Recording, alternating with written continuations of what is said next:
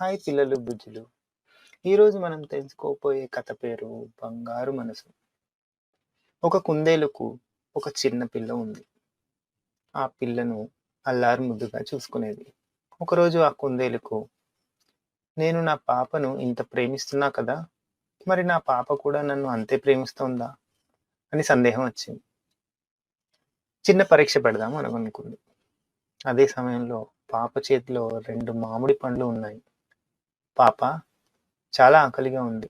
నాకు ఒక పండివ్వమ్మా అంది. వెంటనే ఆ పాప పండు ఇవ్వకుండా రెండింటినీ గబగబా కొరికివేసింది. అది చూసి కుందేలుకు చాలా బాధ వేసింది. అయ్యో! ఎంత స్వార్థం దీనికి! నేను ఎక్కడ తింటానో అని 2 పళ్ళను కొరికి ఎంగిలి చేసింది అనుకుంటూ అక్కడి నుంచి బయటకు వచ్చింది. దాని కళ్ళల్లోంచి నీళ్లు వచ్చాయి. అంతలో చిన్న కుందేలు ఒక మామిడి పండుతో అక్కడికి పరుగు పరుగున వచ్చింది. అమ్మా! నీకివ్వడానికి ఆ 2 పళ్ళల్లో ఏది తియ్యగా ఉందో అని కొరికి చూశాను.